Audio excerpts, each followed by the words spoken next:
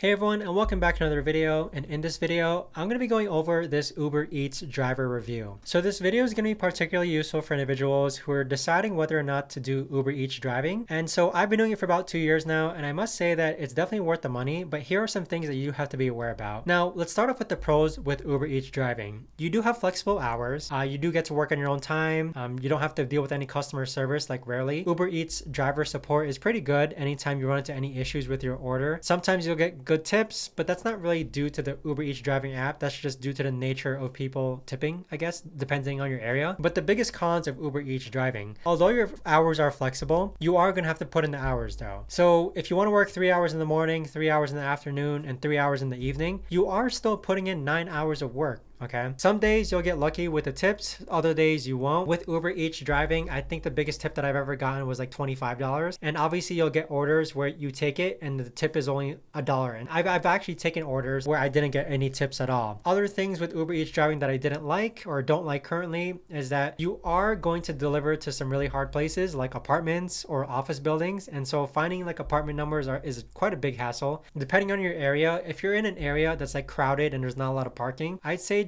gig delivery work is going to be quite harder. Like take for example a place like New York where there's not a lot of parking, there's busy streets. Just to deliver an order you have to put your car in emergency parking and then run up there and deliver it. Unlike there, here in Vegas, there's a lot of parking, there's a lot of wide streets.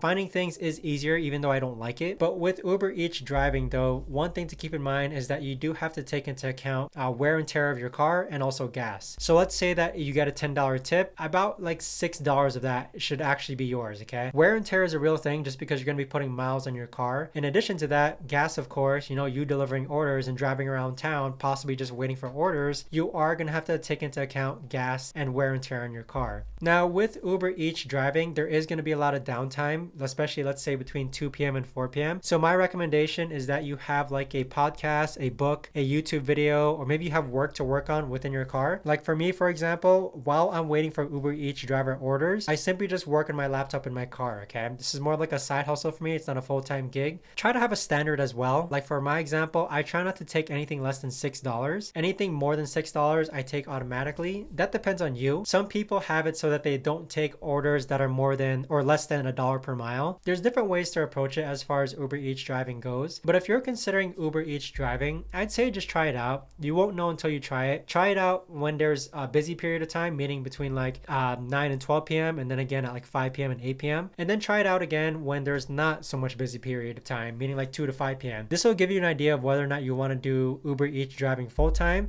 to get a good range of when there's downtime and when there's really busy times. But with Uber Eats driving though, I'd say it's been a really good experience. I've had like no particularly bad experiences when it came to Uber Eats driving itself. No accidents, no weird customers, no mean customers. Anytime I ran into a problem with Uber Eats driving, let's say for example, I'm trying to deliver an order where the actual house is non-existent, right? They put the wrong house number. Uber Eats support is actually really good at just handling the situation and you get to keep the food. So with that being said, if you guys have any questions, let me know in the comments down below. Thanks so much for watching and I'll see you guys all in the next video.